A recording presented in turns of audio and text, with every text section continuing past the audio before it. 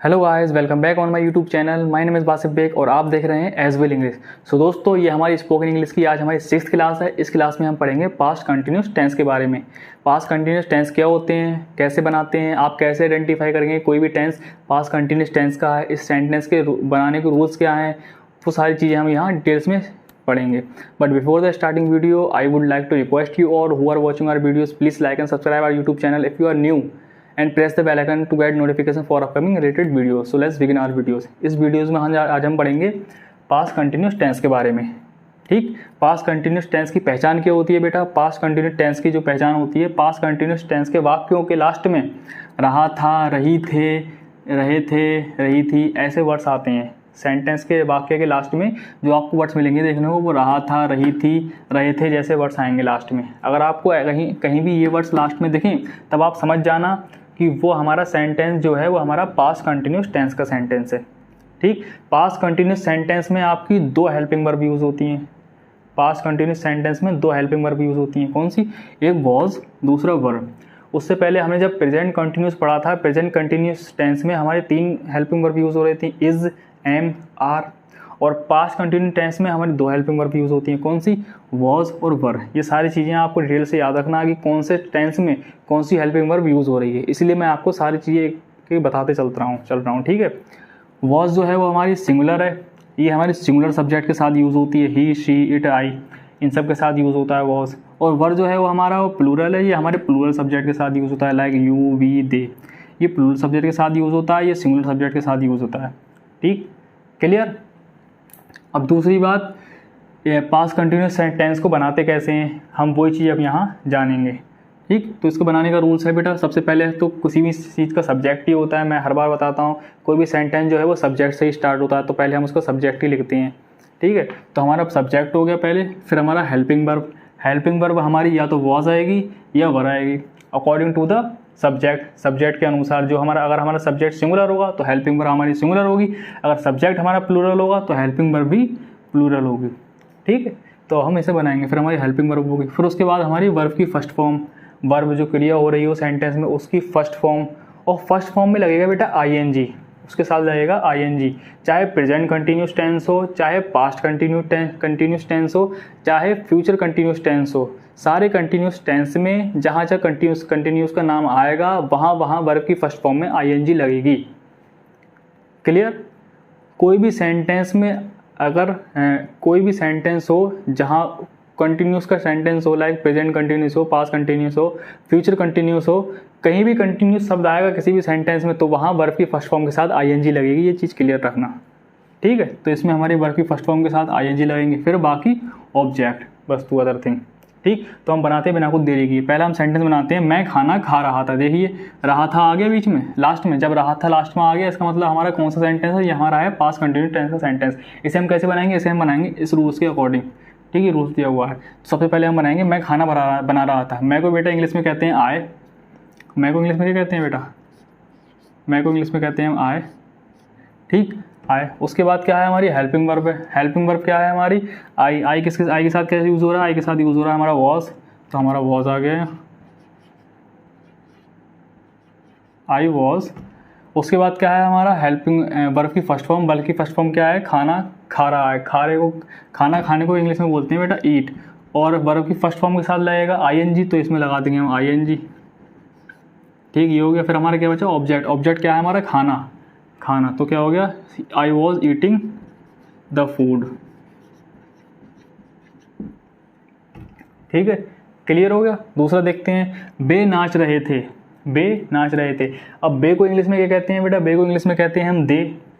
क्या कहते हैं? बे को इंग्लिश में कहते हैं दे। और दे जो है वो हमारा प्लूरल सब्जेक्ट है। जब हमारा सब्जेक्ट प्लूरल है तो हेल्पिंग वर्ब भी प्लूरल यूज़ होगी। हेल्पिंग वर्ब को कौन सी यूज होगी इसमें? हेल्पिंग वर्ब यूज़ होगी इसमें वर्ब। ठीक है, तो हमारा वे को इंग्लिश में कहते हैं बेटा दे। दे सब्जेक्ट हो गया, सब्जेक्ट के बाद हेल्पिंग वर्ब। हेल्पिंग वर्ब हमारी वर यूज़ होगी क्योंकि हमारा सब्जेक्ट प्लूरल है। उसके बाद हमारा वर्ब की फर्स्ट फॉर्म में आईएनजी आएगी। नाच रहे थे। ठीक, नाच रहे थे, नाचने को बोलते हैं बेटा डांसिंग। दे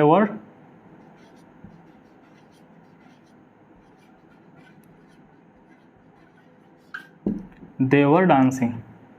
ठीक, क्लियर है। देखिए आखिरी देखिए, सीता खाना बना रही थी, सीता खाना बना रही थी, रही थी आ गया बेटा लास्ट में, रही थी आ गया। इसका मतलब हमारा सेंटेंस जो है वो पास्ट कंटिन्यूस टेंस का सेंटेंस है। ठीक, सीता जो है वो एक सिंगुलर है, सीता एक लड़की का ना, एक ही लड़की है, और यहाँ एक लड़की की बात हो रही है कि सीता क्या कर रही है, सीता खाना बना रही थी। इसका मतलब सीता क्या है, सिंगुलर है। सिंगुलर है तो सिंगुलर के साथ क्या यूज़ होगा, सिंगुलर के साथ यूज़ होगा हमारा वॉज।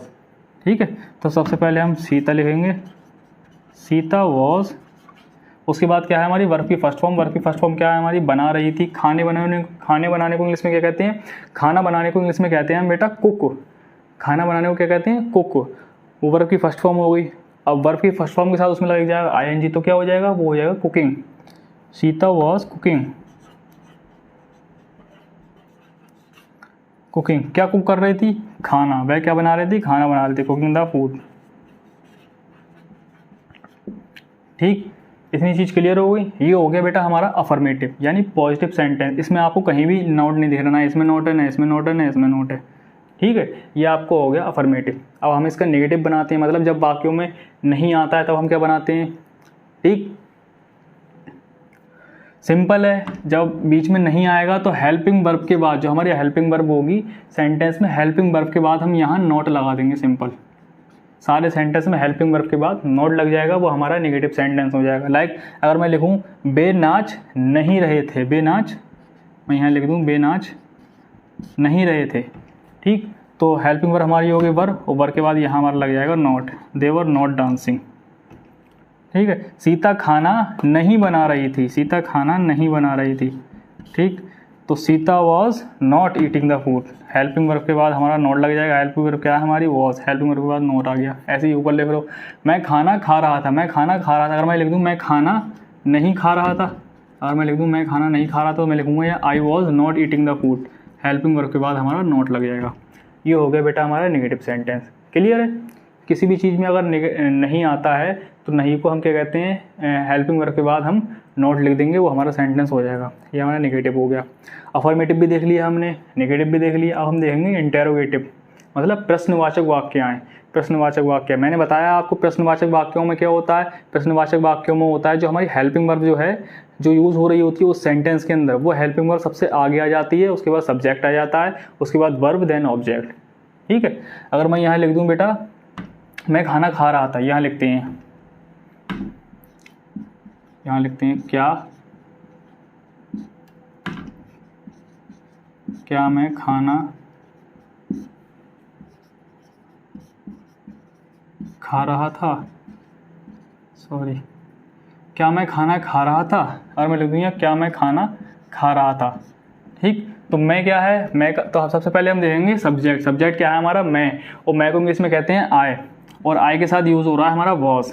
ठीक, तो हमारा हेल्पिंग वर्ब क्या है भाई, वॉज, और हेल्पिंग वर्ब सबसे पहले उठ के आती है वो आगे, मैंने बताया इंटरोगेटिव सेंटेंस। तो हमारा क्या आ जाएगा, यहाँ आ जाएगा हमारा सबसे पहले वॉज। क्या आएगा बेटा, वॉज। उसके बाद क्या आएगा हमारा सब्जेक्ट आएगा। सब्जेक्ट क्या है, आई, वॉज आई खाना खा रहा था, ईटिंग द फूड।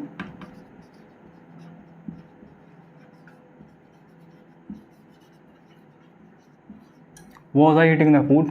अब मैंने बताया अगर बीच में WH वर्ड्स आते हैं, लाइक क्या, क्यों, कैसे, वो सारे वर्ड्स आते हैं, तो उसकी इंग्लिश जो है वो उससे ही पहले बनेगी, वो हेल्पिंग वर्ब से ही पहले आ जाएगा।